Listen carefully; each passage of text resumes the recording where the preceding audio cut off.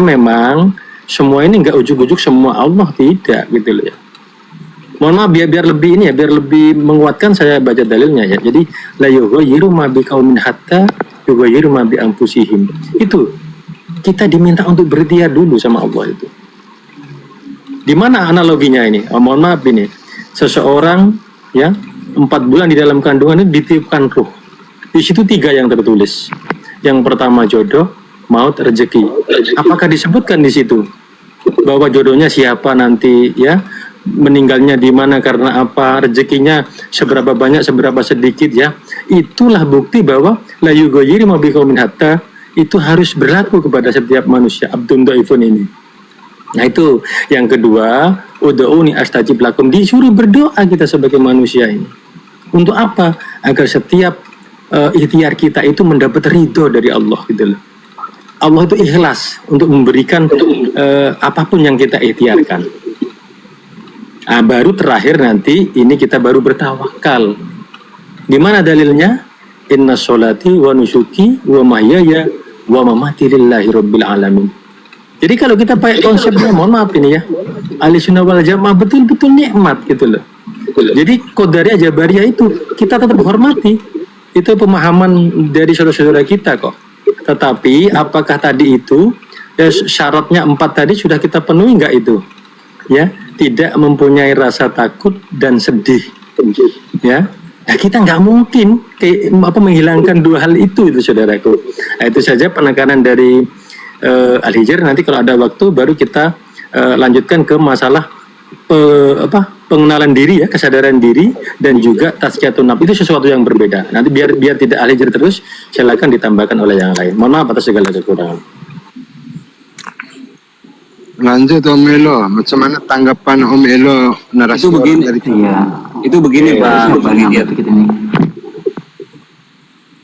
Itu begini Bang Hijir. Ya mau ngomong Bang Galak, mau ngomong. Siapa nih? Saya kah? Iya nih Om Elo, tanggapan Om Elo cek dari tadi itu kemana? Oke, izin menanggapi nih. Saya mau ini panjang nih, saya menanggapi salah satunya aja nih ya. Saya mau menanggapi narasi dari Abang Sang Pemabuk. Nah, tadi Abang Sang Pemabuk tadi ada menyatakan hadis kudusi ya. Bahwasanya apa tadi? Allah sesuai prasangka hambanya. Nah, Bang Sang Pemabuk tadi menyatakan Allah itu seperti Bang Haji Rahman. Kayak gitu ya tadi ya? Apa benar kayak gitu ya? Iya, seperti itu. Ya, itu Bang Sang Pemabuk itu harus sampai habis tuh membaca hadis tersebut, hadis qudsi tersebut. Tuh potongan aja masih itu. Terusin Bang sampai habis hadis tersebut. Biar gak gagal paham.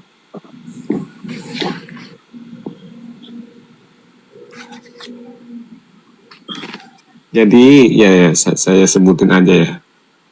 Jadi itu hadis qudsi itu, aku sesuai dengan prasangka hambaku, koma. Sesuai sangka hambaku. Jika apa? Saya juga lupa nih. Maaf nih jadi lupa saya. Itu maksudnya bukan. Terjemahnya aja Bang Elo. Bang Elo terjemahnya aja nggak apa-apa, gitu. Ya lupa saya, terjemahnya juga lupa. Itu maksudnya bukan zat Allahnya yang disangka-sangka sesuai sangka hambanya, tapi apa ya, kebaikannya atau artinya apabila itu kan tulisannya apabila hamba itu berprasangka baik maka dia akan mendapatkan kebaikan, dan sebaliknya apabila ia menyangka aku buruk maka dia akan mendapatkan keburukan. Jadi bukan tentang zat Allah seperti ini seperti itu kita sangka seperti Haji Rahman atau kita sangka seperti Bang Al-Hijr, bukan tentang zatnya itu konteksnya, tapi tentang apanya itu ya, berarti konteksnya itu tentang takdir mungkin ya, ketetapan nasib ya, tentang nasib atau tentang takdir. Iya betul. Iya, ke situ konteksnya, bukan tentang zatnya. Nanti kalau kita sangka Allah itu seperti cahaya, berarti apakah Allah sesuai sangka hambanya? Seperti cahaya, Allah dan cahaya. Kalau pakai rasa itu Omelo, itu prasangka hamba sih kalau pakai rasa kan. Kalau pakai melihat itu tidak begitu sih. Lanjut Omelo. Itu begini Bang Elo, ya, seperti yang Alijer sampaikan tadi ya. Tapi tadi Alijer tidak mengutip itu sebenarnya, tapi sebenarnya nyambung itu. Jadi memang jika ia berprasangka baik kepadanya itu siapa Allah ya, maka baginya kebaikan. Dan jika ia berprasangka buruk kepadaku, maka keburukan untuknya. Itu hadis riwayat Ahmad ya. Jadi di saat kita berikhtiar, berdoa ya toh, dan lalu bertawakal. Nah disinilah nanti nyambung dengan hadis yang barusan Al-Hijr bacakan itu. Jadi Allah itu ya memberikan pedoman kepada kita. Kalau kita mempunyai prasangka baik kepadanya, insya Allah gitu. Tetapi jangan lupa berikhtiar dulu. Tidak mungkin ya kita berprasangka baik. Contohnya ya Allah datang mobil ke rumah ya kita tanpa berikhtiar gitu loh. Tanpa berdoa itu impossible banget begitu loh. Kecuali memang kita sudah duduk di makom-makom yang mungkin 1001 lah ya. Tetapi kalau Al-Hijr secara pribadi itu sesuatu yang impossible. Makanya Ahli Sunnah wal Jamaah itu tetap mengedepankan keseimbangan antara apa? Antara kita sebagai hamba yang abdun dhaifun ini dan juga jangan lupa menyertakan Allah gitu loh di dalam kehidupan kita. Makanya kita disuruh berikhtiar dulu, berdoa baru bertawakal. Nah, ini ada kaitannya dengan hadis qudsi yang bukan hadis qudsi ya, itu hadis riwayat Ahmad ya yang barusan Al-Hijr sampaikan. Silakan ditambahkan oleh yang lain. Sekarang saya tanya, boleh saya tanya. Beliau tadi yang bertanya Allah itu gimana, ya kan? Yang beliau tanya itu Allah, bukan zatnya.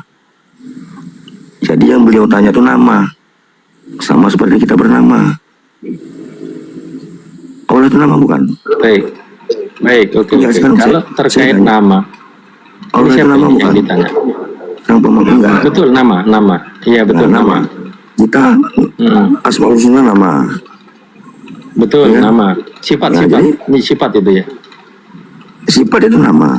Telah tersifatkan. Iya betul, nama oke lah, nama lah harus. Ya, asma. Yang beliau tanya tadi kan asma.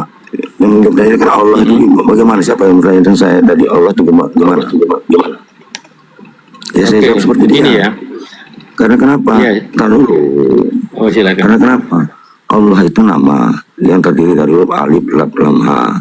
Sekarang yang bertanya tadi kan siapa namanya? Itu nama juga. Bukan zatnya yang dia tanya. Kalau zatnya beda. Yang ditanya kan Allah. Allah itu nama. Dan nama itu Allah sendiri yang memberi nama. Setelah adanya alam ini.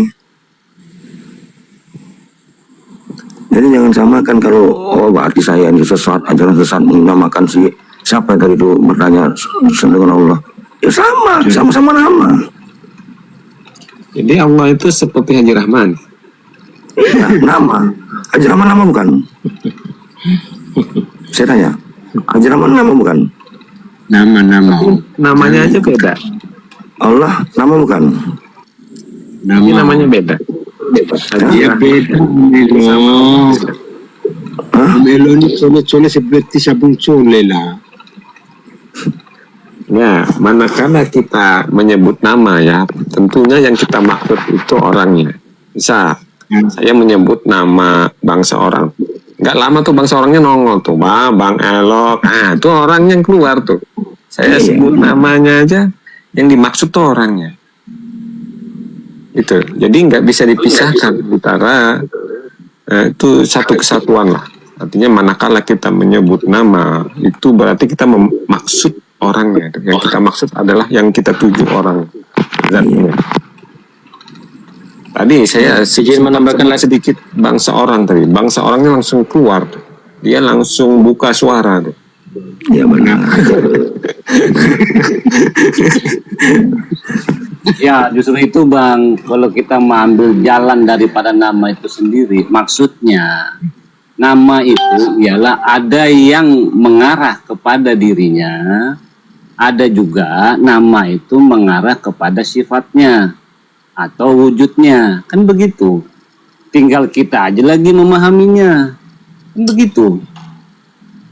Ya, manakala kita menyebut kata Allah, tentu yang kita maksud adalah zatnya. Contoh seperti tadi konteksnya ya. Tadi ditanyakan, ada tadi dinyatakan apa tadi ya?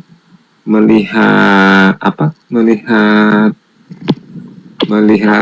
tadi pembicaraan tentang melihat Allah ya. Lalu ditanyakan Allah itu seperti apa? Kata Haji Rahman ya. Allah itu seperti kamu. Karena dalilnya Allah sesuai prasangka hambanya. Nah, itu mengarah ke zat itu, bukan ke sifat.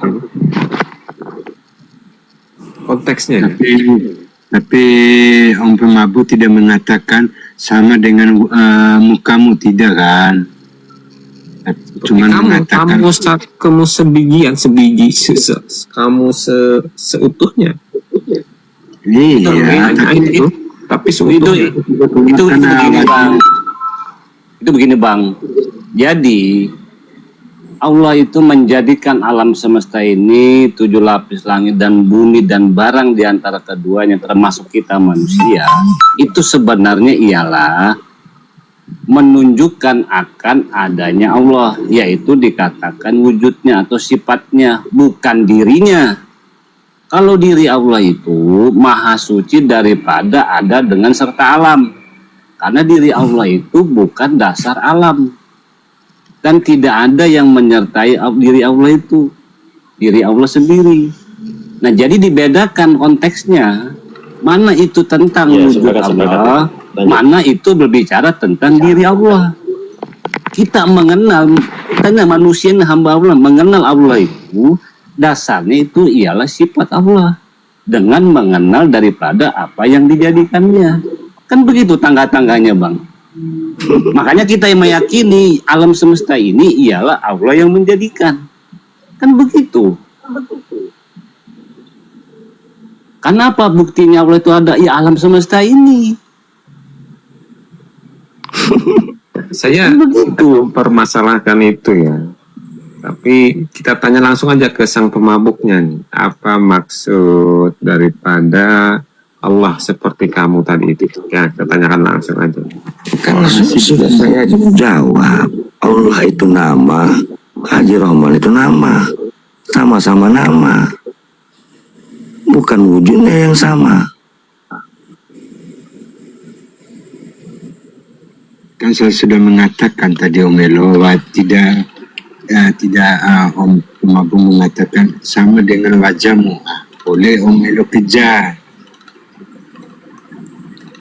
Lagian jika kalian meminta Bang seseorang izin menambahkan Bang seseorang, tapi saya minta tolong Bang seseorang di mute ya, soalnya kalau lagi menyampaikan itu doubling itu kadang-kadang kita jadi ini. Oh Ya, siap. khusus Bang seseorang di doubling ya. Jadi begini, mohon maaf saudaraku ya. Sekali lagi kan tadi Aja sudah menyampaikan ya, ada yang punya pemahaman Qadariyah Jabariyah itu sah-sah saja ya. Memang kita lagi-lagi dikembalikan ke masing-masing. Karena apa? Ya mungkin dia memang sudah betul-betul merasa dekat atau gimana sama Allah, wallahu alam ya. Tetapi begini, kadang-kadang pemahaman begitu itu muncul karena lagi-lagi salah mengartikan daripada dua hal. Yang pertama itu ada ayat ya yang mengatakan bahwa Allah tidak lebih jauh dari urat nadi.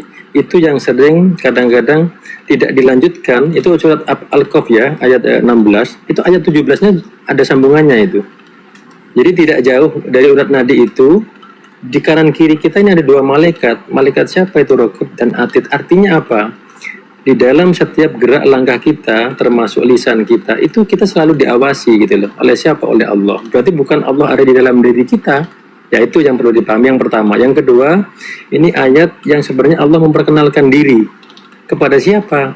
Kepada Nabi Musa di saat Nabi Musa ini kebingungan. Karena waktu itu umatnya menyembah bintang, matahari dan bulan, bahkan berhala. Apa kata Allah? Ini yang sering kadang-kadang diartikan oleh saudara-saudara kita, innani anallah, ini adalah aku, Al-Hijr gitu loh. Innani Allah, ini Allah memperkenalkan diri kepada siapa? Nabi Musa alaihissalam. Habis itu dilanjutkan la ilaha illa ana fa'budni. Ada dua hal di situ. Ya. Disuruh menyembah siapa? Allah lagi-lagi. Tidak ada selainnya gitu ya. Dilanjutkan lagi wa aqimis sholata lidzikrillah ini. Jadi kadang-kadang mohon maaf karena kita membacanya sepotong-sepotong, ya kadang-kadang ya jadi tadi itu. Ya mohon maaf, ya bisa tidak menyalahkan, tapi pemahaman mereka seperti itu akhirnya. Jadi dua hal tadi coba itu, ya. Yang satu merasa diri tidak jauh dari urat nadi, yang satu merasa diri aku adalah Allah. Itu padahal ada ininya itu, ada asbab nuzulnya semua begitu lah. Nah, itu tambahan dari Ali Jari. Silakan. Surat Toha kali Pak Al-Hijr, itu surat Toha ayat 14. Maksud saya itu gini, apakah kita seorang muslim patut menanyakan Allah itu seperti apa? Apakah kita patut? Apakah kita patut? Ya, apakah Sebentar, satu-satu dulu. Sebentar Bang Pemabuk, satu-satu dulu. Abah Salim, Toha 16 yang Inani kan ya? Surat Toha ayat 14. Ya, itu yang Inani Anallah kan? Ya. Betul. Nah, yang saya tadi menyampaikan dua ayat. Jadi yang satunya itu Al-Qaf ya, ayat 16.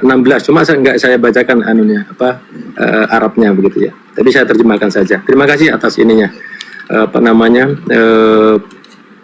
Untuk memperkuat ya bahwa itu memang ada di surat At-Toha 14 tadi itu. 14 betul ya? Betul ya? 14. Ya. Ya, alhamdulillah. Itu begini Bang. Begini Bang. Izin Ya, siapa ini yang mau Oh silakan. Begini Bang. Innani anallah itu sebenarnya ialah Allah itu menyatakan dirinya sendiri, tidak ada bersangkutan dengan alam atau tidak ada bersangkutan dengan manusia atau hambanya. Itu pemberitahuan Allah, penegasan diri Allah sendiri. Nah, jadi dibedakan dengan dalil, dengan ayat tadi, aku terlebih dekat daripada urat leher. Itu berbeda konteksnya Bang. Artinya apa? Allah sudah menyatakan aku itu ada dalam arti wujudnya tadi, yaitu pada alam semesta, termasuk kita ini. Supaya apa? Kita itu Mohon maaf Kang Yanto. Jadi ya inilah kadang. Jadi Ali Jir tadi menyampaikan begini ya, kan ada saudara-saudara kita tuh yang punya pemahaman ya bahwa diri kita ini adalah Allah kan begitu. Nah rujukannya dua itu gitu loh Kang Yanto, karena mereka membacanya itu tidak sampai selesai gitu loh. Al-Qaf 16 itu kan ada lanjutannya 17 tuh, ya toh. Jadi Allah tidak jauh dari urat nadi itu sebenarnya kan ada dua malaikat di ayat 17-nya itu. Siapa Raqib dan Atid yang mencatat setiap amal kebaikan ataupun keburukan kita. Artinya apa? Di setiap gerak langkah kita termasuk ucapan kita itu Allah selalu hadir. Melalui siapa? Melalui malaikat, bukan Allah sendiri gitu loh. Kalau Allah lagi-lagi tidak akan pernah hadir kepada diri manusia. Karena apa? Nabi Rasul saja, hanya Nabi Musa dan Nabiullah Muhammad ya, baginda Muhammad Rasulullah yang bisa melihat, itu pun dalam bentuk cahaya saudaraku ya. Tidak bisa secara langsung begitu. Rata-rata pasti melalui daripada malaikat-malaikatnya, wali-walinya kan begitu. Jadi tidak bisa. Jadi ini saya hanya menegaskan saja, selama ini orang membaca hanya tidak jauh dari urat leher itu saja, mentok di situ. Setelahnya itu ada sebenarnya gitu loh. Nah, nanti dikuatkan dengan Innani Anallah ini. Artinya apa? Quran itu kan satu dengan yang lainnya kan saling menguatkan gitu loh. Betul. Jadi kalau semisal ragu di ayat satunya, dikuatkan di ayat satunya. Begitu saudaraku Kang Yanto. Justru itu Bang, di dalam Al-Quran itu ayat per ayat itu menunjukkan akan apa had-hadnya, supaya apa? Manusia itu jangan melampaui batas. Kan begitu maksud ayat itu, yang mana itu hak bagi diri Allah, yang mana itu hak bagi hambanya yang percaya tentang Tuhannya. Nah, supaya apa? Kenapa Allah itu membatasi seperti itu? Supaya apa? Manusia itu nanti jangan melampaui batas. Melampaui batas. Nah, seperti itu. Saya bertanya, ya, sebagai seorang Muslim, apakah pantas kita menanyakan Allah itu seperti apa? Ya, tidak pantas lah. Nah, kenapa perkataan itu keluar? Tadi siapa yang bertanya Bang? Terkait itu? Tahu siapa? Siapa yang bertanya sama saya tadi? Nah, jadi gitu Bang Hijir. Jadi gitu Bang Hijir. Ayat-ayat Allah itu itu masing-masing menjelaskan tentang tempat-tempatnya, di mana itu di dalam pengenalannya.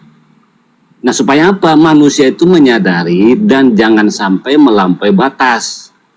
Nah, kan begitu maksudnya, supaya dia menyadari bahwasanya Sepakat. Maha suci Allah daripada menghendaki daripada bersekutu dengan alam, dengan makhluk, menghendaki daripada kemakhlukan, gitu. Nah, jadi kita ini sampai kepada Allah itu mengenal itu hanya sebatas sampai kepada wujudnya, bukan sampai kepada dirinya. Itu dulu, kan begitu. Iya, kenapa tadi ada yang bertanya kepada saya? Allah itu seperti apa? Maka saya jawab. Yang mana siapa tadi yang bertanya tadi? Muncul karena Anda sudah melihat. Nah, Oh iya, jadi ada hukum sebab akibat Pak Roman ya, Pak Haji Roman ya. Ada hukum kausalitas sang pemantik. Anda sudah melihat. Saya bilang mengenal Allah belum. Saya sih mengenal tapi tidak melihat, tidak mampu saya melihat. Ah, seperti itu. Nah, bentuknya seperti apa? Nah, itulah tadi pertanyaan berikutnya. Begitu. Karena gini, orang bertemu, orang melihat itu belum tentu bertemu. Orang melihat itu belum tentu bertemu.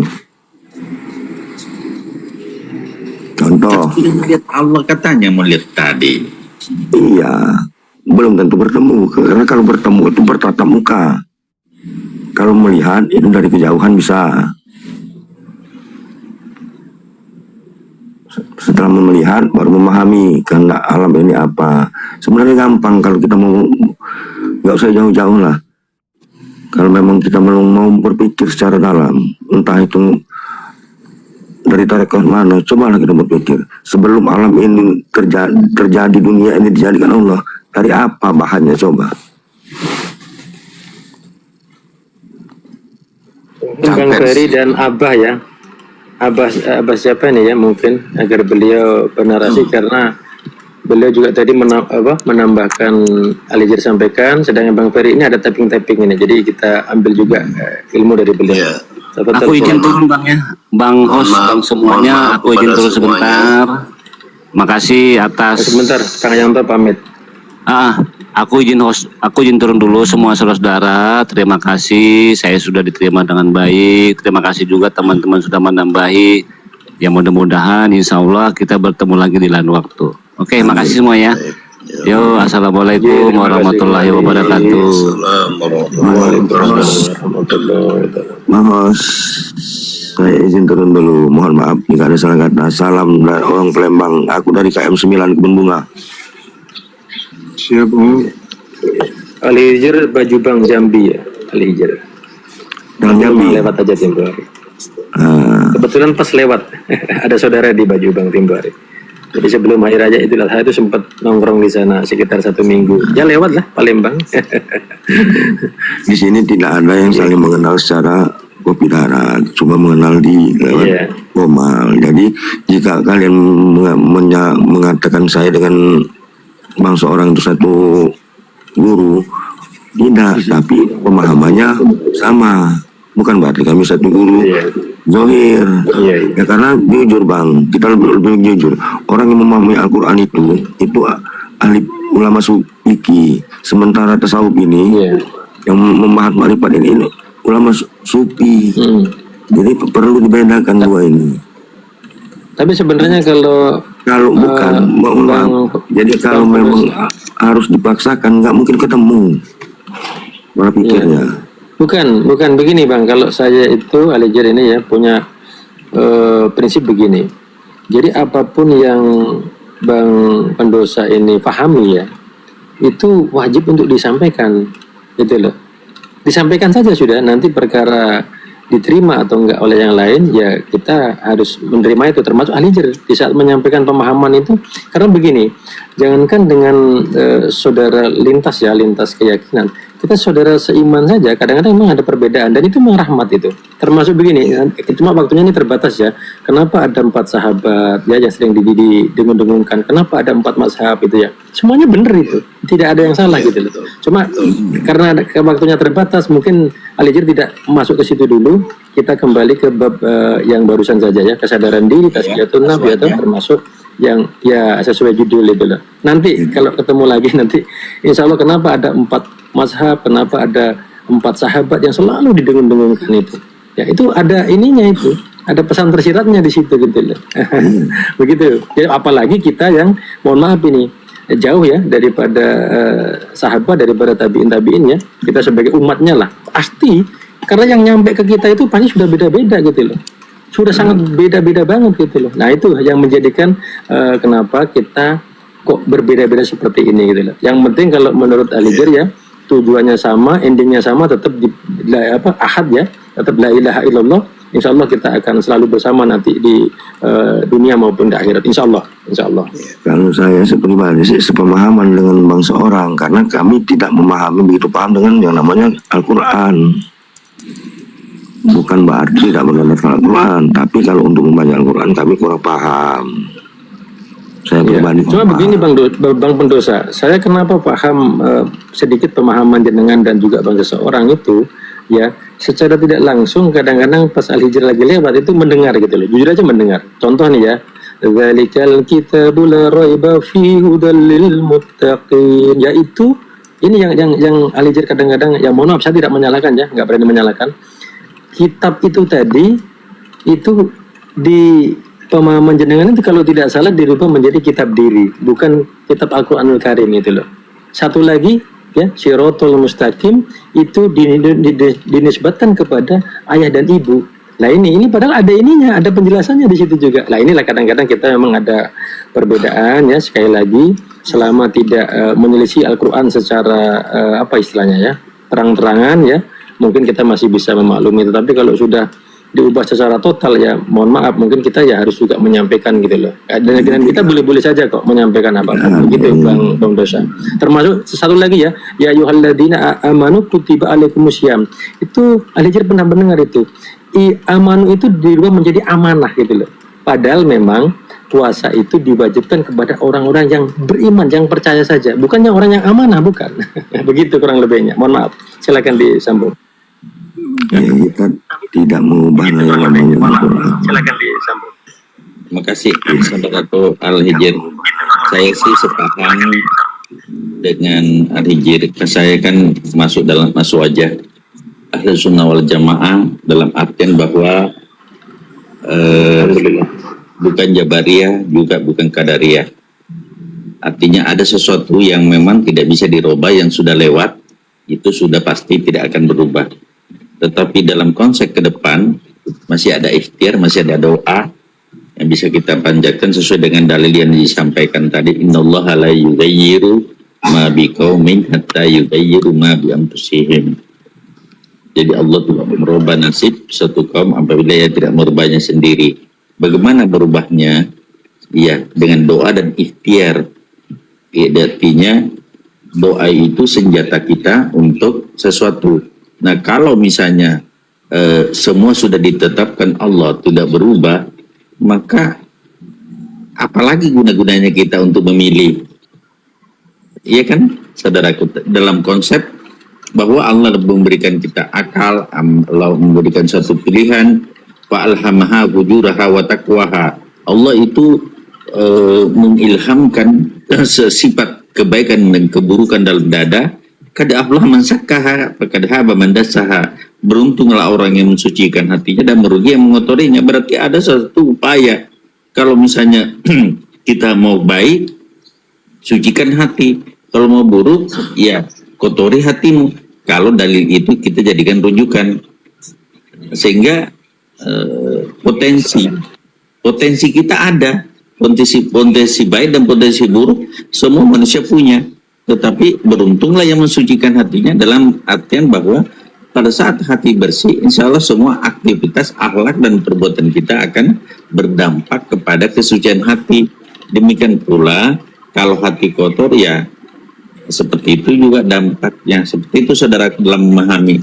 Sehingga ayat-ayat tentang ayat mutasabihah itu, ya ada kan penafsirannya oleh ulama kita, sehingga kita perlu bersandar kepada ulama-ulama yang masyhur ya memang dijamin diikuti oleh banyak umat begitu.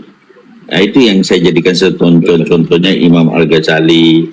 Nah, itu saya ya Ulumuddinnya itu yang sering saya baca. Nah, seperti itu Al-Hijri, saudara. Alhamdulillah, alhamdulillah. Termasuk begini Pak Haji Rahman dan juga untuk semuanya ya, mohon maaf kalau memang nanti ada perbedaan. Makanya di saat kita sudah berikhtiar, berdoa dan bertawakal, semisal pun tidak dikabul ini, Allah ini masih memberikan pedoman kepada kita. Di mana pedomannya? Innallaha ma'as sabirin ya. Kita tetap disuruh bersabar gitu loh. Nah, kalau sudah dikasih, kita disuruh bersyukur la in syakartum la azidannakum wa la in kafartum inna adzabi lasyadid. Ya toh? Jadi betul-betul indah pemahaman daripada Ahlussunnah wal Jamaah ini. Karena apa? Semua itu ya depan belakang itu dikasih gitu loh ya. Oh, depannya ini ya atau belakangnya ini. Artinya apa? Di tengah-tengah ini kan ada Allah nih. Ya, di depannya kita disuruh berikhtiar, berdoa dulu, baru bertawakal. Baru Allah menurunkan apakah kita dikasih atau tidak. Baru kalau itu nanti menjadikan rezeki, berarti kita harus bersyukur. Kalau memang belum, berarti kita harus bersabar. Gitu. Ini luar biasanya pemahaman daripada Ahlussunnah wal Jamaah. Kurang lebih begitu, saudaraku. Silakan ditambahkan. Mungkin tadi Abah Salim atau Bang Ferry ya. Karena beliau juga ingin bernasib. Mohon maaf. Oh iya, silakan Pak Mendulsa. Nanti ketemu lagi ya di lain waktu. Iya. Mudah-mudahan berkah manfaat. Iya. Berkah barokah manfaatnya untuk kita semua. Ya, mohon maaf ya, karena saya sudah tersesat. Tolong tunjukkan saya jalan yang lurus. Oh enggak ada. Assalamualaikum warahmatullahi wabarakatuh. Sama-sama belajar. Waalaikumsalam warahmatullahi wabarakatuh. Ya silakan yang lain. Mohon maaf, Alija terlalu banyak menyampaikan. Ya para guru, Masya Allah ini banyak manfaat ini. Al-Hijr, Pak Haji Rahman. Kalau saya ini udah tua, tapi ilmunya belum tua. Itu judulnya itu apa itu? Makrifat Syariat Hakikat ya. Iya. Pak Hijr. Bah, ya judul cuma panduan saja, Bah. Kadang-kadang pembicaraan ya bisa kemana-mana. Oh bisa melebar ya. Iya, kemana-mana. Ya namanya itu panduan saja lah dari host ya, untuk agar kita punya panduan untuk berdiskusi kan begitu. Ya, silakan Abah. Mohon izin, tolong dikoreksi nanti kalau salah. Sebenarnya pertamanya itu syariat dulu, syariat, torekot, hakikat, baru ma'rifat. Jadi syariat itu ibaratnya SD itu. Torekot itu katakan SMP. Hakikat itu SMA. Ma'rifat itu sudah perguruan tinggi. Artinya apa? Syariat itu bisa jadi kita melaksanakan sesuatu, tapi masih karena yang lain-lainnya. Torekot itu jalan menuju jalan kebenaran. Nanti kalau sudah menemukan kebenaran, baru kita meningkat ke ma'rifat, ke pribadi tadi. Tapi saya tertarik tadi, Bapak Haji Rahman itu udah benar itu, yang pendapat-pendapatnya. Saya juga ikut menikmati ilmunya gitu, yang tentang perbedaan Nabi dan Rasul tadi. Artinya Nabi itu mendapatkan wahyu dari Allah untuk pribadinya, untuk mengatur keluarganya yang sifatnya tidak dibukukan. Tapi Rasul itu mendapatkan wahyu dari Allah, tapi mendapatkan tugas wajib untuk menyampaikan ke kaumnya, kalau Rasulullah itu menyampaikan kepada umatnya dan seluruh alam.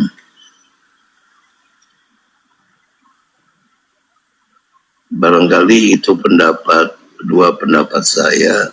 Nggak tahu yang lainnya tadi, lupa itu. Barangkali bisa digarisbawahi gitu. bisa dikoreksi.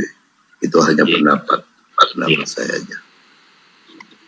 Terima kasih saudaraku Abah Saiful. Banyak sih banyak ibarat-ibarat yang dijadikan orang sebagai satu perbandingan apa itu syariat, tarekat, hakikat, marifat.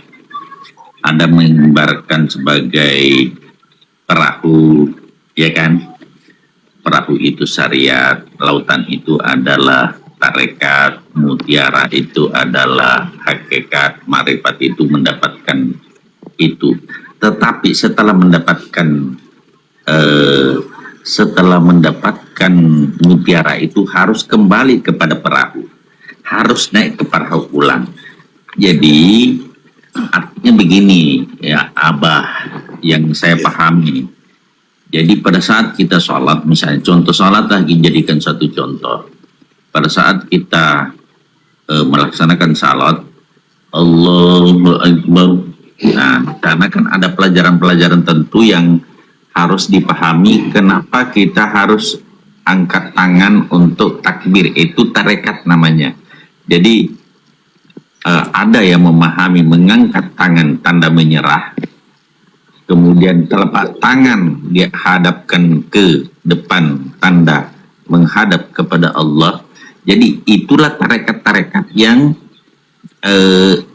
menjadi lebih menguatkan apa yang kita kerjakan. Jadi sejalan syariat itu lebih disempurnakan, sehingga pada saat kita sudah selesai melaksanakan misalnya ibadah sholat itu, maka kita sudah menemukan satu, bukan hanya sekedar menggugurkan kewajiban atau sekedar menjadi satu kebutuhan, bahkan akan menjadi satu kenikmatan Abah dalam konsep perjalanan spiritual.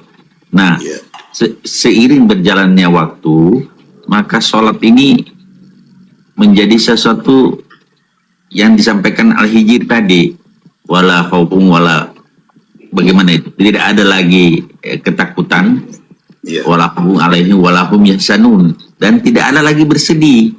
Berarti akan nanti sampai ke sana, nanti akan sampai ke sana.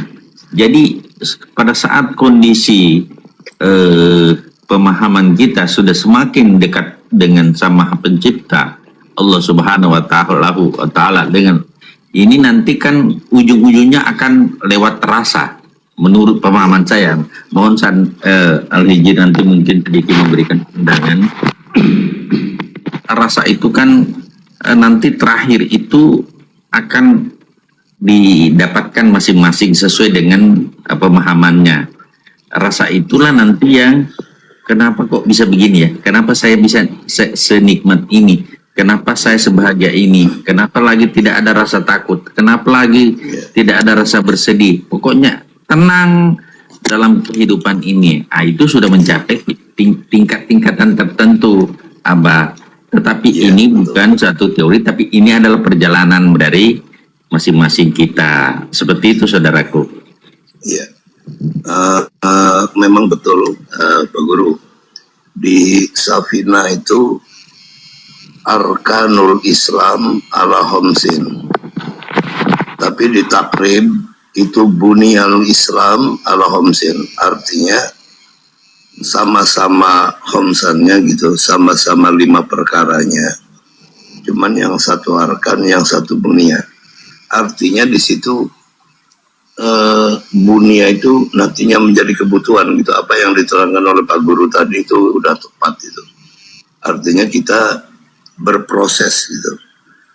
Kalau saya dulu pernah belajar itu di Alfia itu ada bil jarri wa tanwini wan nidawa'al wa musnadin lil ismi tamyizir asal.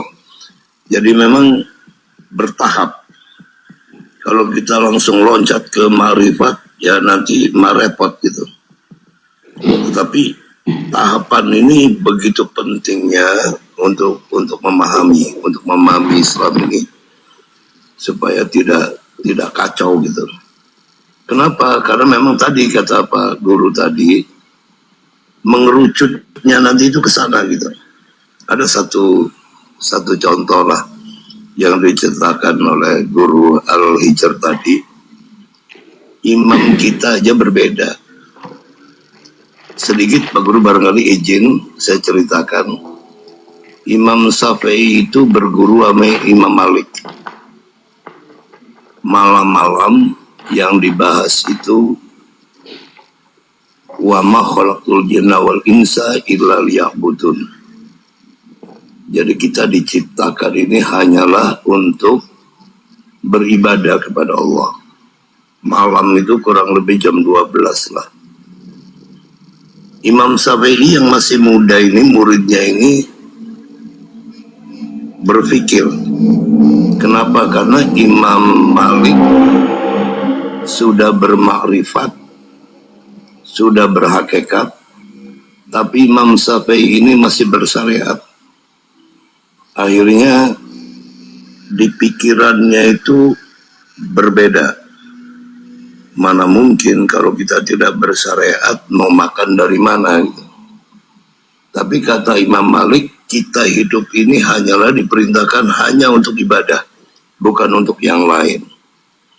Akhirnya cepatnya cerita Imam Syafi'i bersyariat pagi-pagi, membantu saudaranya memanen gandum, dapat 2 karung, yang 1 karung dibawa pulang, yang 1 karung diantar ke gurunya. Dia berbicara, Pak Guru, hari ini dapat apa? Kata Imam Malik, saya tidak dapat apa-apa. Karena kerjaannya ngajar, dan ngajar. Tidak bersyariat yang lain. Saya dapat 2 karung, yang 1 karung di rumah, yang 1 karung buat Pak Guru. Kata Imam Malik sambil senyum, siapa yang memerintahkan kamu untuk memberikan saya 1 karung? Yang bersyariat, yang berhakikat sama, dapatnya 1 karung juga.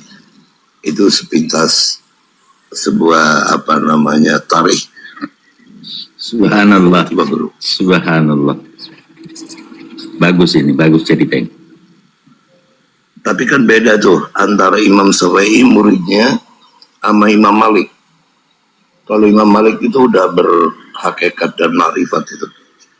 Tapi sama lah tujuannya. Tapi kata Guru Al-Hijr tadi, betul. Kenapa imam kita itu 4 imam itu berbeda-beda, tapi sebenarnya sama. Padahal yang lain.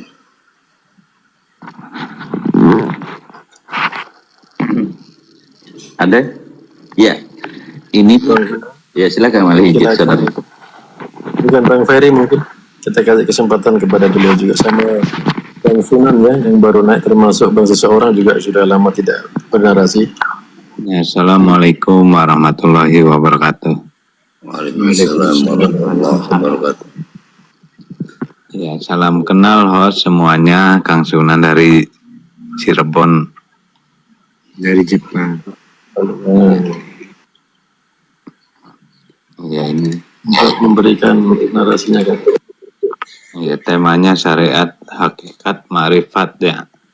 Syariat toreko hakikat ma'rifat itu. Jadi ada keterangan awaludin ma'rifatullahi ta'ala. Jadi awalnya agama itu mengenal Tuhannya dulu, mengenal Allahnya dulu. Seperti kita mau bekerja itu kenali majikannya dulu supaya ada yang membayarnya kan gitu. Nah, bagaimana caranya ma'rifat itu? Ma'rifat ini artinya sadar. Maknanya sadar. Jadi sebelum kita menjalankan syariat yang lainnya, kita awalnya ma'rifat dulu, sadar, matanya melek gitu. Makanya perintah sholat itu ditujukan bagi orang yang sudah sadar atau sudah bermarifat. Bagaimana caranya ma'rifat? Maka kita kalau pengen ma'rifat itu harus menjalani tauhid. Menjalani tauhid kan itu. Sebab Rasulullah itu mengajari kita itu agama tauhid, menyempurnakan tauhidnya Ibrahim, kan gitu. Bagaimana cara bertauhid itu atau mengenal jati diri itu? Dengan bertasawuf, ilmu membersihkan hati, kan gitu. Orang yang sudah membersihkan hati berarti orang sebutannya orang yang sufi, kan gitu. Sampai puncak kesadaran tertinggi Lauh Mahfud. Lauh Mahfud itu namanya puncak kesadaran tertinggi, matanya melek. Kalau masih buta itu belum disebut sadar, ataupun masih mabuk itu belum disebut sadar. Makanya syariat itu syarat, tarekoh itu tarekah atau upaya, hakikat itu merasakan, marifat baru sadar. Dan marifat ini bukan untuk kebanggaan. Ini awal, belum punya modal apa-apa kita ini dalam menjalani hidup. Supaya kita ini tidak nyasar ke sana, nyasar kemari karena kebutaan, kan gitu. Marifat itu awal, bukan akhir. Banyak di luar sana itu membanggakan syariat, saya bangga dengan toreko, saya bangga dengan hakikatnya, saya bangga dengan ma'rifatnya. Padahal ma'rifat ini bukan kebanggaan. Ma'rifat ini awal, semua manusia itu harus berma'rifat. Jangan sampai kita ini belajar agama dari kecil sampai dewasa, ujung-ujungnya wallahu a'lam bishawab. Itu sampai ninggalnya pun gak bakal tahu, kan gitu.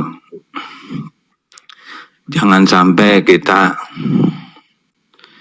bicara tentang Allah setiap hari, tapi ketika ditanya keberadaannya hanya Allah yang tahu. Berarti sampai kapanpun kita gak bakal tahu, kan gitu. Makanya ma'rifat ini penting bagi seluruh umat manusia, harus tahu Allah itu yang mana gitu, seperti apa atau bagaimana, kan gitu. Kenapa agama kita Muslim, agama-agama yang lainnya juga kenapa selalu ribut antara Hindu dengan Buddha, Buddha dengan Kristen, Kristen dengan Muslim, bahkan Muslim toreko dengan toreko, syariat dengan syariat, hakikat dengan hakikat. Sering berebut pembenaran itu karena kebutaan, menurut Kang Sunan gitu. Tapi kalau sudah tahu semuanya itu bakal pasti sama semuanya. Bukan insya Allah, mudah-mudahan, tapi pasti.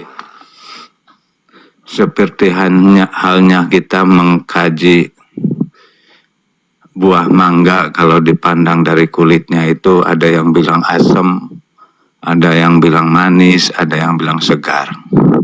Ketika masuk ke dalam dagingnya, bilangnya pun masih berbeda seperti tadi. Tapi ketika masuk ke dalam batok bijinya, kemudian kita masuk ke dalam bijinya, pasti akan jawabannya sama. Ketika dirasakan itu semuanya jawabannya pahit. Makanya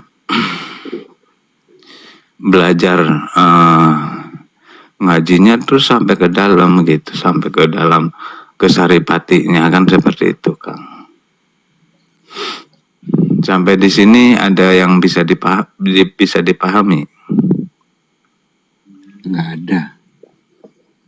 Jadi sangat bisa dipahami. Jadi marifat ini awal ya, bukan untuk kebanggaan. Ini semua manusia itu harus bermarifat, bukan harus gitu ya. Harus melek dulu matanya baru menjalani kehidupan, supaya tidak bisa seperti domba-domba tersesat, ditarik ke kiri mau, ke kanan mau, disembelih pun mau, kan gitu. Makanya orang yang sesat itu orang yang buta. Ketika kita buta di dunia, maka akhirat pun akan buta. Matanya harus melek. Bagi orang bermakrifat itu, Allah itu nyata bagi yang bermakrifat, goib bagi yang masih merem, kan gitu. Mungkin susunannya guru, susunannya itu, susunannya tahapannya gitu, tahapannya. Iya. Kalau guru kan marifat dulu tuh. Tahapannya syariat dulu. Syariat itu syarat ya. Toreko itu tarekah atau upaya. Hakikat itu merasakan, marifat itu sadar. Contoh misalkan kita ini syariatnya pengen nikah, pengen punya istri, ya torekohnya kenalan sampai pacaran sampai ke depan penghulu. Hakikatnya malam pertama marifatnya ya sadar. Gitu, jangan sampai kita masih belum nikah udah cerita pernikahan kan gitu. Kan gitu. Berarti marifat itu terakhir atau awalan? Proses ini syariat atau reko hakikat marifat ini proses ya menuju kesadaran, menuju sadar gitu. Ini tidak bisa di ini satu kesatuan, tidak bisa dipisah-pisahkan loh. Jadi semuanya itu melalui itu. Contoh misalkan kita mau masak sayur asem nih, syariatnya bahan bakunya, torekonya mulai ngiris sampai memasaknya, hakikatnya menyicipi, baru marifat. Jangan sampai kita mengaku koki masih baca petunjuk terus. Kalau dari Om Sunan itu marifat itu belakangan ya. Terakhir. Kalau saya sih tidak sih. Pemahaman saya. Ya. Nah, ini Jadi kita semua proses misalnya. marifat itu awal, tadi kan awaludin ma'rifatullahi ta'ala. Paling awal banget itu marifat dulu, matanya melek atau sadar dulu. Gitu ya. Setelah sadar baru menjalani kehidupan. Nah, ini orang bermakrifat ini belum punya modal apa-apa untuk ke jenjang kehidupan kelanjutannya. Karena modal kehidupan kelanjutan itu hanya 3 perkara. Yang pertama, amal perbuatan baik terhadap keluarga, terhadap saudara, tetangga, dan orang lain. Yang kedua, sodako jariyah. Yang ketiga, amal soleh. Hanya itu aja modal kita ke depan. Itu saya Bukan bilang. marifat. Kalau kita mengikuti kata, maka narasi itu seperti Om Sunan. Syariat dulu awal, kan. Terus hakikat, tereka, marifat. Sebenarnya kalau kita hidup nih awalnya itu syariat. Lalu kita menjalankan syariat sampai umur 40 tahun. Setelah umur 40 tahun menjalankan syariat, tergantung kita menjalankan syariat ini seperti apa. Apa kita taat sholat? Apakah kita taat memperbaiki hati ucapan perbuatan terhadap sesama? Gitu kan. Lalu Allah kehendak di situ. Kan? Ketika Allah kehendak. Kalau tidak ada Allah kehendak, maka syariat itu sampai rontok gigi. Tidak ada marifat. Hakikat di situ. Setelah Allah kehendak, maka dipertunjukkan di situ apa yang Dia cipta, apa yang Dia beri kepada kita, maka kita turun ke syariat lagi untuk mengajarkan umat-umatnya yang ada di muka bumi. Dia kembali di situ. Bukan syariat, hakikat, tareka, marifah, bukan begitu sih cara larinya. Kalau begitu cara larinya, kan kita hidup ini belum masih sebenarnya.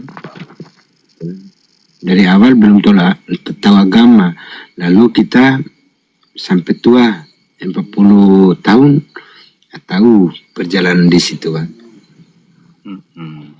Marifat ini penting sebenarnya. Kalau pemahaman saya ya, tergantung dari perilaku, perbuatan, ucapan kan. baru Allah kehendak. Kalau kita membaca, terlalu membaca tapi akhlak ini tidak ada. Sebenarnya kita ni manusia ini tidak ada akhlak terhadap Allah itu. Tidak berakhlak. Kenapa saya mengatakan tidak berakhlak? Kita tahu bicara tentang perilaku Allah. Walaupun kita membohongi diri kita. Kenapa saya mengatakan membohongi diri kita? Yang kita baca, kita memberitahu orang lain, sedangkan kita baca ini belum tahu arah kemana, gitu kan? Itu kan kita lewat tulisan, ditulis oleh para sahabat. Saya tidak menyalahkan itu Al-Quran. Yang lebih bagus, yang lebih pantas, apa yang dibunyikan oleh tulisan Al-Quran, coba kita taati, gitu kan, kita menjalankan yang benar, yang betul. Tapi kita manusia ini tidak sih, tidak yang menjalankan yang benar dan yang betul. Ya, jadi dalam urutannya itu sidik itu bukti ya, atau fakta. Sidik, amanah, tabligh, patona. Ini banyaknya keburu tabligh, sidiknya belum, kan gitu. Ya. Harusnya sidik dulu, gitu, bukti dulu, kan gitu. Bersaksi tanpa penyaksian itu kebohongan manusia, gitu.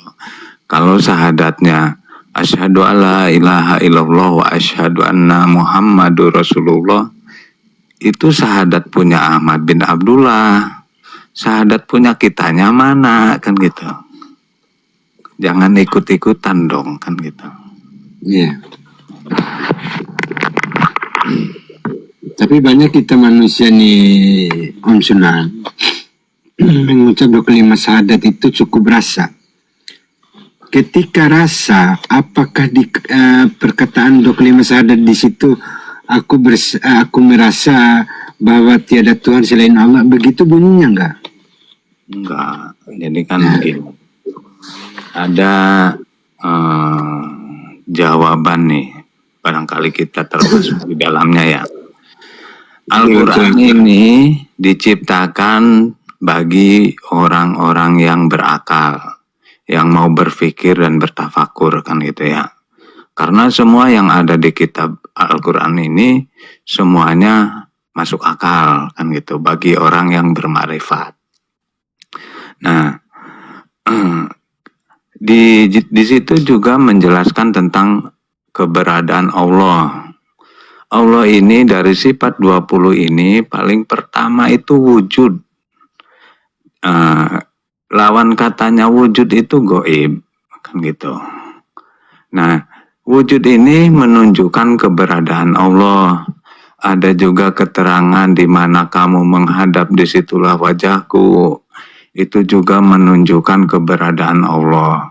Ada juga kalimat wal awalu wal akhiru wa dohiru wa batinu, kan dohir itu juga menjelaskan keberadaan Allah, kan gitu. Tapi ketika Allah ini goib, berarti tidak masuk akal gitu. Berarti kitab ini tidak diperuntukkan bagi orang yang berakal, seperti itu ya.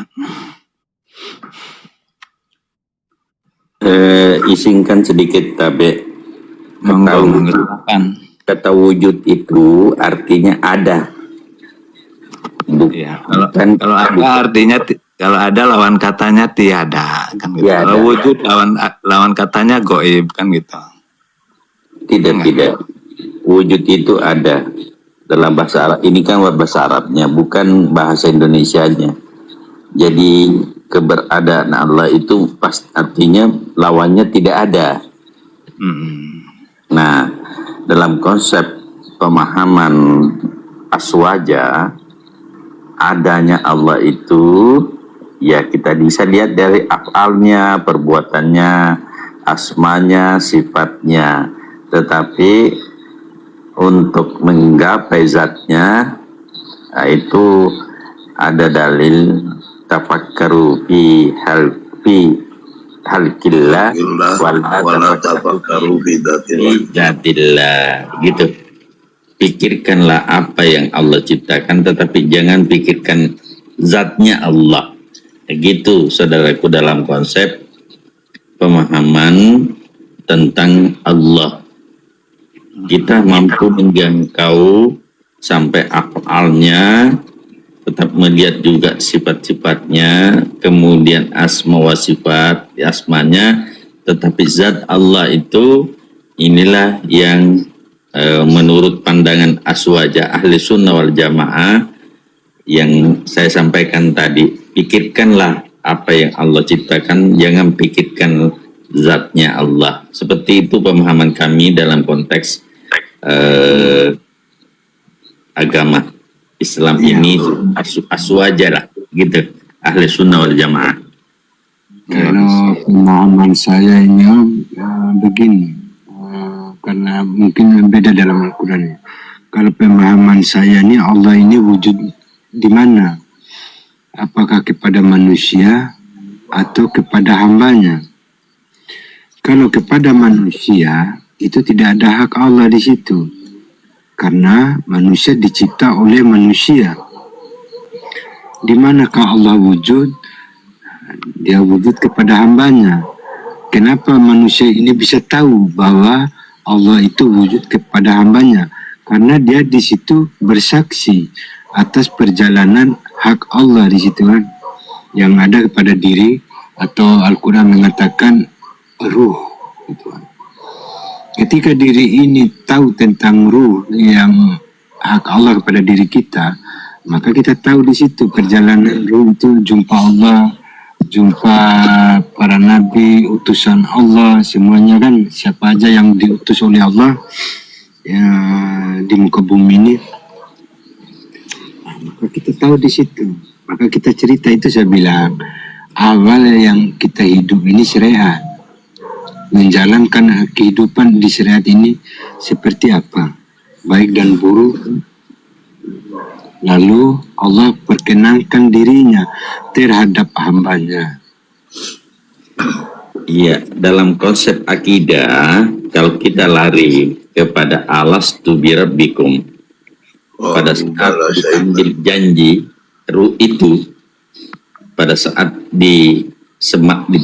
diletakkan atau sebenarnya diletakkan, ditiupkan itu alastu birabbikum, bukankah aku ini Tuhanmu? Qalu bala sahidna, aku mengaku engkau adalah Tuhanku. Artinya ruh itu ngaku sebagai hamba. Ini konteks Al-Quran.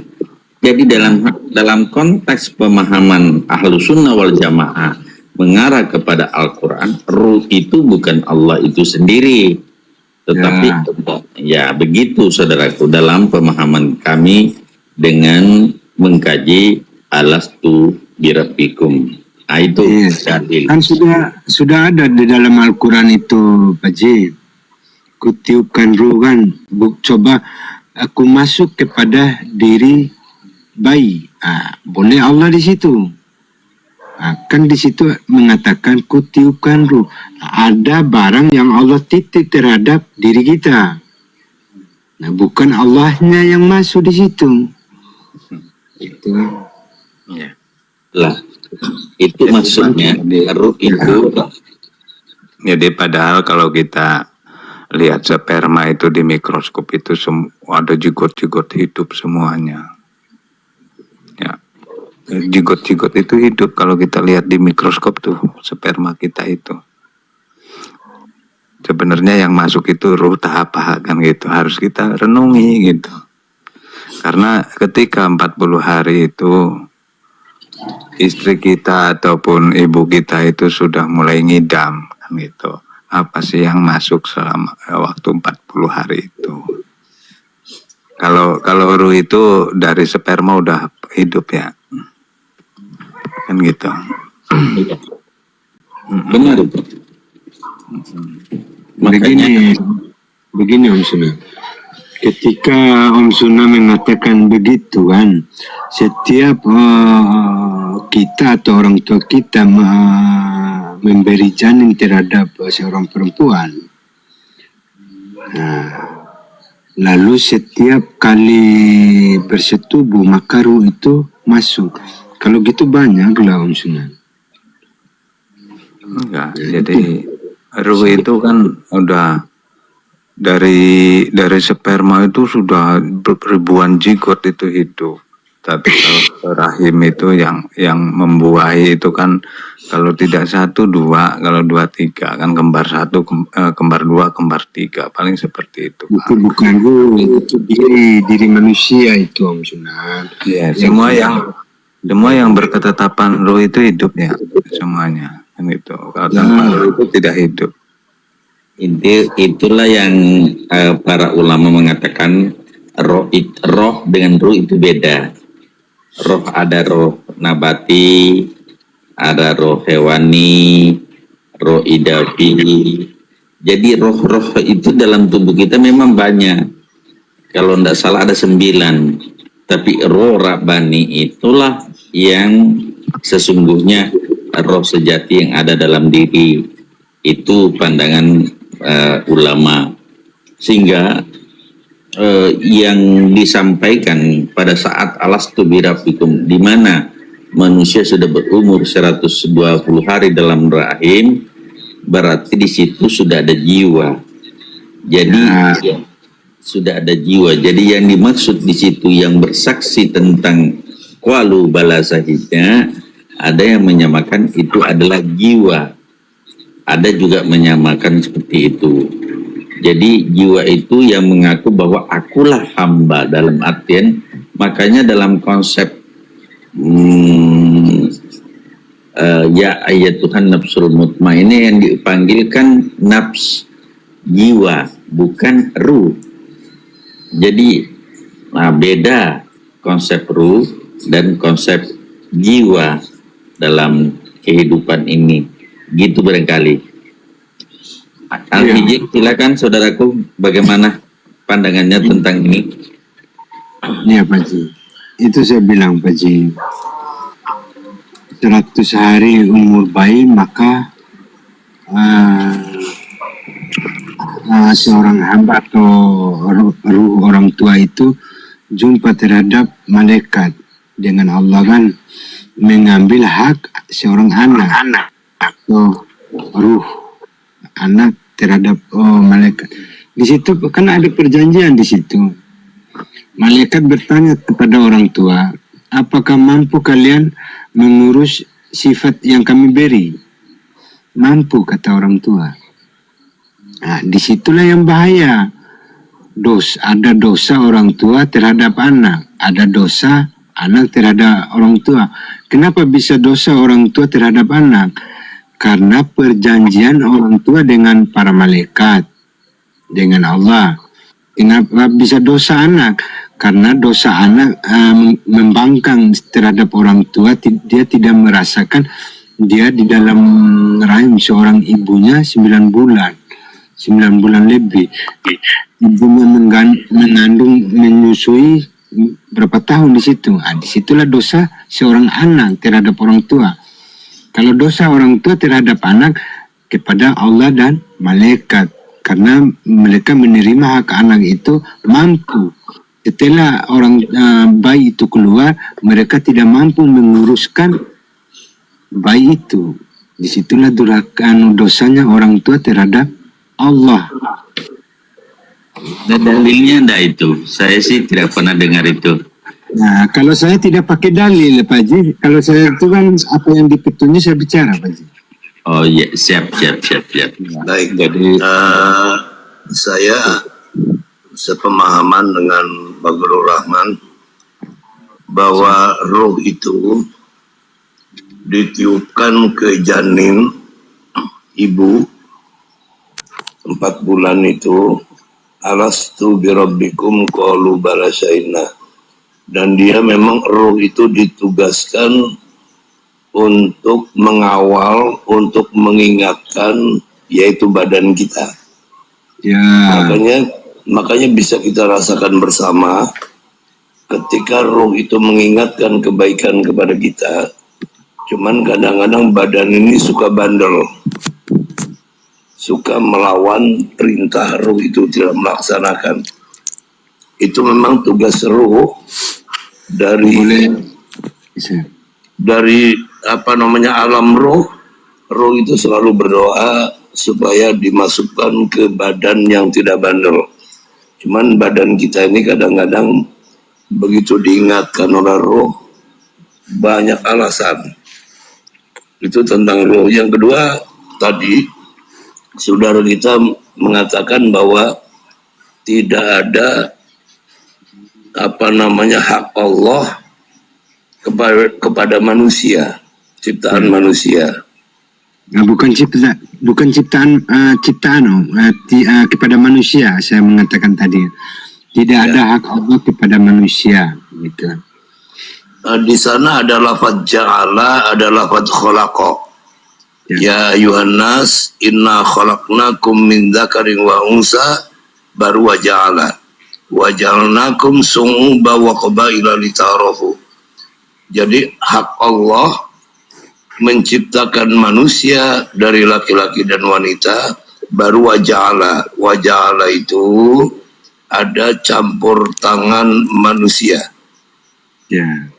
Umpamanya kita orang Sunda punya istri orang Jawa, kita pindah ke Jawa jadi suku Jawa gitu, walaupun kita orang Sunda gitu. Itu namanya sungubang wa qabaila litaru, ada campur tangan kita. Tapi bukan berarti Allah lepas tangan, di situ ada campur tangan Allah juga gitu. Ya, itu Om saya bilang. Silakan. Dari mana campur tangannya Allah? Nah, itu pada saat memasukkan haknya kepada diri manusia. Untuk apa di situ? Untuk memberi ucapan perbuatan kita manusia, tapi kita punya otak untuk berpikir apa yang diberi oleh jiwa. Ketika jiwa memberi, bunuhlah dia itu, dia jahat. Kalau otak kita tidak berpikir, habislah kita. Asli habis di situ. Di situ adanya otak, kan, untuk berpikir. Janganlah engkau mengambil hak orang lain. Saya ini seorang dokter tabe, saudaraku. Jadi tentang hal-hal seperti itu saya pelajari. Jadi tentang satu sel sperma, kemudian satu sel ovum, itu selain yang kembar, adapun kembar sebenarnya kembar identik itu hanya satu sperma juga satu sel telur, hanya terjadi pembelahan. Yang dua sperma itu kalau berbeda jenis kelamin, kemudian terjadi penyatuan antar sperma dan ovum, terbentuklah 46 kromosom masuk dalam dinding rahim. Pada saat dinding rahim itu, sebelum terbentuknya ari-ari atau plasenta, itu calon janin itu makannya seperti lintah. Dia menyedot darah dari dinding rahim itu untuk dipakai sebagai makanan.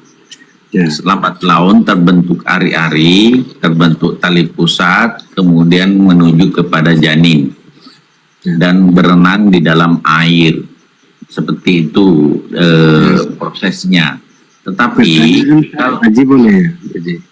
kalau kita lihat bahwa apakah proses pembelahan sel dari satu sel menjadi dua menjadi empat menjadi 8 dan terbentuk semua di dalam, ada ikut campurnya bapak dan ibu? Tidak. Itu disitulah kekuasaan Allah membentuk semuanya. Kalau yang masuk kromosom Y, maka terjadilah jenis kelamin laki-laki. Kalau kromosom X, terjadilah jenis kelamin perempuan. Siapa yang menentukan itu? Ibu tidak pernah mengatakan jadilah kau laki-laki dan perempuan. Berarti apa yang disampaikan Abah tadi, bahwa Allah ikut campur juga dalam konteks penciptaan, saudaraku. Jadi jangan. Boleh saya tanya Pak?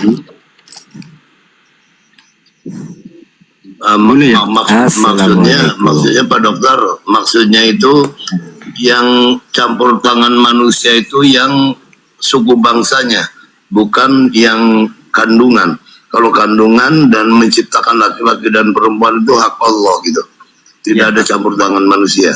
Betul. Tapi bersuku-suku bangsa, berkelompok itu adalah ada campur tangan manusia. Iya, Yang boleh saya bertanya, Pak Dokter?